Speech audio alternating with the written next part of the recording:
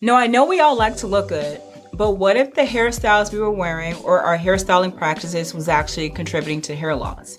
This topic is very close to heart because I have actually spent many of years of trying to find ways to keep my hair in a healthy state because I have also had my own challenges as far as growing healthy hair. So in this video, I'm going to talk about different hairstyling practices as well as chemicals that we are exposed to that is contributing to hair loss. I'm Dr. Nina, and on my channel we talk about using functional medicine, hair health, and a holistic lifestyle to be your best self. Okay, so being a Black woman myself, we were all in this kick and hype when we heard about protective hairstyles. So we were wearing hair extensions, which is weaves, we were getting plaits, we were getting braids, and we were doing all of these things to preserve our hair because we wanted our hair to grow. So the thought process was, leave it alone, it'll grow. But what we're finding out is that a lot of protective hairstyles is either done correctly, where there's too much tension that's being applied to the scalp, whether you are getting plaits or you're getting a sew-in. And what happens with the tension is constantly pulling your hair like a rubber band.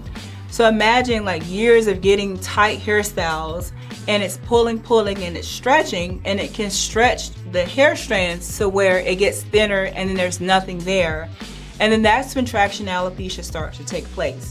Not only can this happen with protective hairstyles, but this can also happen in ponytails. I'm seeing clients come in and they have like bald patches in the middle where the ponytail was sitting up here and there was bobby pins and it completely just took the hair out in bald patches. Also, let's talk about the chemicals. At one point, I was a huge fan of relaxers. Why? Because it just made it so much easier for me to take care of my hair, especially during days when it was time for me to shampoo. And you're talking to someone that comes from a cosmetology background. For years, I've done research and I was trying to figure out why. For one, I noticed in the salon when I would use these chemicals, just the smell of the relaxers would started to make me sick. So I actually stopped doing them and I would have some of the other stylists do them. Now there's a lot of information that's coming out and it's saying that hair relaxers is causing different types of cancers. And I've been knew this, but I'm just so happy that it's coming to the forefront and we need to take this serious. This is not something that will show up immediately, but it does get into the bloodstream. It's causing uterine cancer. So think about it. So it's affecting your endocrine system, which is your hormonal system. Not only is it causing cancer, but certain type of hair loss, such as the CCCA hair loss, women who are having fibroids, it's because of the chemicals that we are exposed to. And the permanent hair colors that have PPD in it, which is a harsh chemical, is just as worse as the hair color. If you do research, you're going to see too that not only can it cause cancer, but it can also cause other issues such as asthma. Because when these chemicals get into the air, these environmental chemicals, we are inhaling them and it's causing so many different health issues in men and women. So let's talk about some healthy hairstyles and some things that we can start doing. So we need to get back into the state of really like loving our hair.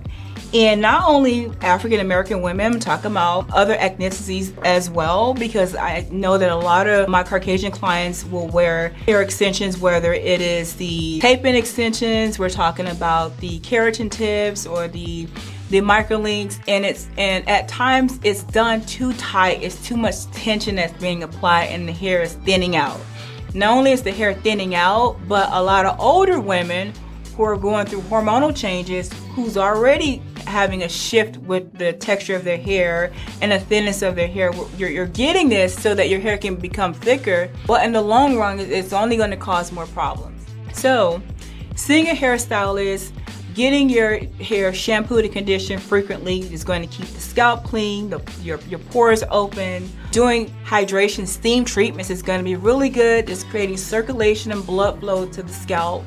And it's okay to wear hairstyles like knotless braids. Knotless braids is okay because knotless braids was created so that there is no tension applied to the hair. If you're seeing a hairstylist and you're getting a sew-in, obviously I have a sew-in, and my stylist is really good because she does not apply any tension to my scalp. My hair does not hurt at all, and I have access to my scalp. I'm able to shampoo my hair.